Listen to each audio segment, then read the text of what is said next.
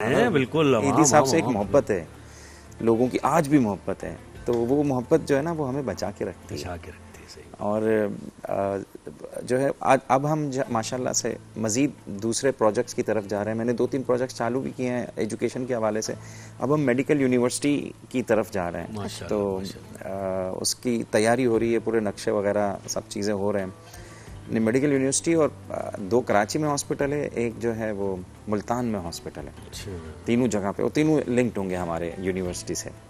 तो ये इसकी तैयारी में लगा हुआ हूँ मैं। एक हॉस्पिटल की बुनियाद भी डल गई है, उस पर काम शुरू है। कितनी फैसल भाई आपकी ये जो इंफ्रास्ट्रक्चर पूरा है पूरे पाकिस्तान में, अगर एम्बुलेंसेस की तादाद कितनी है? 2000 के करीब हमारी एम्बुलेंसेज हैं और अभी इजाफा हो रहा है, आहिस्ता आहिस्ता मैं कर रहा हूँ। और वेल इक्विप्ड है 17 ईदी दुनिया में सबसे बड़ी ambulance service, volunteer ambulance service, जो एनजीओ की अगर किसी की हो तो, जो पैसे नहीं मांगती। इमरजेंसी में पैसे नहीं मांगते, बिल्कुल हम फ्री चलते हैं, इमरजेंसी में नहीं मांगते। बाकी होता है कि कोई चीजें जो आप अपग्रेड करना चाहते होंगे इस जमाने के हिसाब से, दूसरे लोगों को भी देख के, दूसरे ममालिक से कंपेयर करके, आपका क्या दिल चाहता है कि ये हो जाए, काश ये भी हम कर पाए?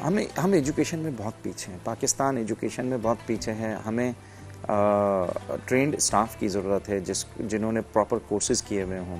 इंस्टीट्यूशंस की ज़रूरत है जो प्रॉपर काम करते हों, प्रॉपर ट्रेनिंग देते हों, जिससे मेडिकल केयर जो है ना, हेल्थ केयर जो है ना, वो बेहतर हो। उसकी बहुत ज़्यादा नीड है हमारे। हम नर्सिंग स्कूल भी हम अब चला रहे हैं। उसी के तहत हम जो है वो एम्बुलेंस के स्टाफ को भी अब ट्रेन करेंगे।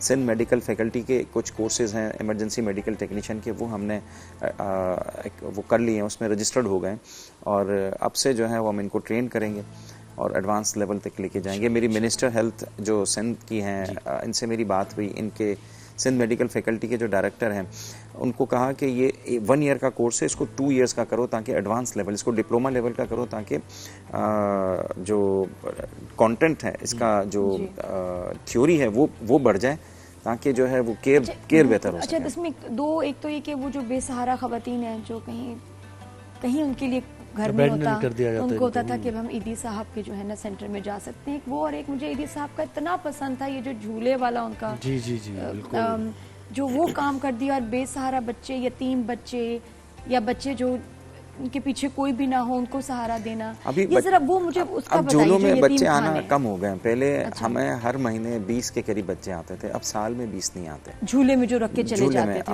अब मरे हुए बच्चों की तादाद बहुत ज्यादा हो गई है। और मरे हुए बच्चों में भी एक नया ट्रेंड पिछले 8-10 सालों से जो देखने में आया है, इमैच्योर बच्चों को ज़ाया करने का मतलब 5वें महीने में देखते हैं कि अल्ट्रासाउंड करके कि अगर लड़की है तो उसको अबॉर्ट कर देते हैं, क्योंकि इनको चाहिए होता है लड़का। हमारे मर्दाना समाज है, लड़कों की ज़्यादा अहमियत दी जाती है, इज्जत दी जाती है, हालांकि काबिल नहीं है। और कितने ऐसे आपको देखिए ना, ये केसेस नजर आते होंगे। हमें जो लाशें मिल रही हैं उनमें बड़ी तादाद जो है वो बच्चियों की है। और वो इसी घर में पहले से ही 5-6 लड़कियां होती हैं, तो वो सांस भी ताने मारती है, मियाँ भी कहता है कि नहीं लेकर आना। दौरे जाहिलियत के, यानी मुझे बताएं 1400 साल पहले जो बच्चियों को जिंदा दफन कर दिया जाता था, ये बिल्कुल वही कैफियत है।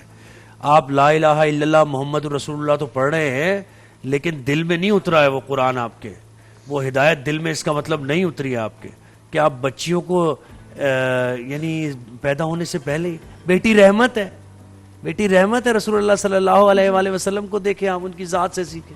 क्या कितना अलमी, कितना बड़ा अलमिया है। या तो कोई मैं कहता हूँ लादीन भी ऐसा नहीं करेगा। मर्दाना समाज है ना, उसमें ये खामियां होती हैं, जहाँ पे मर्द अपने आप को ऊंचा तसव्वुर करता है, उसको सारे इख्तियारात उसी के पास होते हैं, तो फिर उस सोसाइटी में ये चीज़ें आती हैं जी।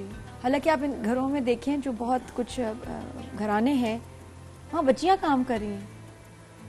हाँ जी, 2 भाई हैं, क्या कर रहे हैं? कुछ नहीं। हमारे घर में एक नशा करता है, दूसरा घर से बाहर रहता है, इस वक्त मेजॉरिटी लेटा रहता है, मोबाइल पे होता है। इस वक्त मेजॉरिटी यही हालत है। बच्चियां घर चला रही हैं, फिक्र भी है माँ बाप की। और क्या 3 बेटियां, तीनों काम कर रही हैं घरों में, कहीं मेड हैं, कहीं कुछ है, कहीं सेल्स का काम कर रही हैं, लेकिन बच्चियां काम कर रही हैं, फिर भी हम बच्चियों को ऐसा कहते हैं। अच्छा, वैसे भाई ये जो बच्चियां आती हैं, जिनका मतलब जो दारुल मान, ये और एक ईदी होम्स में जाती हैं बच्चियां, जो घर से भाग के या डोमेस्टिक वायलेंस, घर से वजूहात क्या होती हैं जो बच्चियां इधर आती हैं? जो जवान लड़कियां आती हैं, वो मर्जी की शादी ज्यादातर की वजह होती है कि मर्जी की शादी करनी है, माँ बाप राजी नहीं होते तो बाज़ औक़ात नाराज़ होके आ जाती हैं। बाज़ औक़ात जो है वो डोमेस्टिक वायलेंस भी होता है, ये भी वायलेंस ही है डोमेस्टिक। और बाज़ औक़ात जो है मियाँ नशा करता है या कमाता नहीं है या जो है वो दूसरे मसले हैं, उसको पीटता है, मारता है, तो फिर आ जाती हैं ये दो वजूहत हैं, एक मर्जी की शादी और दूसरा मियाँ जो है वो तशद्दुद करता है। ये दो वजूहत पे आती हैं। और दो कितना चार अरसा वो फिर वहाँ रहती हैं और कितने केसेस में सुलह के वापस चली जाती 2-3 हैं? दिन ज्यादा रहती हैं। अच्छा। और फिर वो हमारी कोशिश ये होती है कि जब वो मियाँ आए तो उससे माफी मंगवाएं। जी। तो मियाँ माफी मांगता है तो और अगर आना ना चाहे, मियाँ क्या मैं नहीं आता लेने, फिर कितने दिनों तक नहीं आएगा? 2 दिन, 4 दिन, 6 दिन, उसकी भी अकड़ जो है वो कम होनी है। यानी ऑब्जर्वेशन तो ये हम- आपकी कि वो मामला हल हो जाता है। हाँ, हम माफी मंगवाते हैं उस खातून से, जो है कहते हैं हिम्मत कर, उससे माफी मंगवाते हैं, उसके घर वालों को इन्वॉल्व करते हैं कि ये आइंदा तंग नहीं करेगा और सुलह करवाते सुलह करवा। वैसे भाई जो बच्चे हैं यतीम देखिए खाने अदालतों में उसमें- जाना, अदालतों जी, का वो तो सिस्टम हम नहीं नाज़िम जानते, भाई, हम मानते भी नहीं बिल्कुल। हैं। यतीम खाने में बच्चे हैं, किस उम्र के ज्यादा बच्चे हैं और थोड़ा उनका भी हाल सुनाइए। यतीम खाने में पहले हमारे पास बहुत ज़्यादा बच्चे होते थे। एक एक यतीम खाने में हमारे पास 500-500 बच्चे होते थे। यतीम से मुराद ये मिसिंग बच्चे होते थे। हमारे यहाँ यतीम वाला सिस्टम नहीं है। हमारे यहाँ जो रेलवे पुलिस हमें दे के चली जाती है, लारी अड्डे जो बस रेलवे अड्डे पुलिस क्यों? सफर missing करते मिलते हुए हैं, मिसिंग हाँ। हो जाते हैं ना बच्चे। रेल में सफर करते हुए स्टेशन ट्रेन निकल गई, बच्चा पीछे रह गया, इस तरह से होता है। या ट्रेन में रह गया, बच्चे फैमिली उतर गई। फिर इनको कोई ढूंढते हुए आता है या हाँ। कभी होता है पहले- कि नहीं वो बच्चे जिनको कोई आया ही नहीं?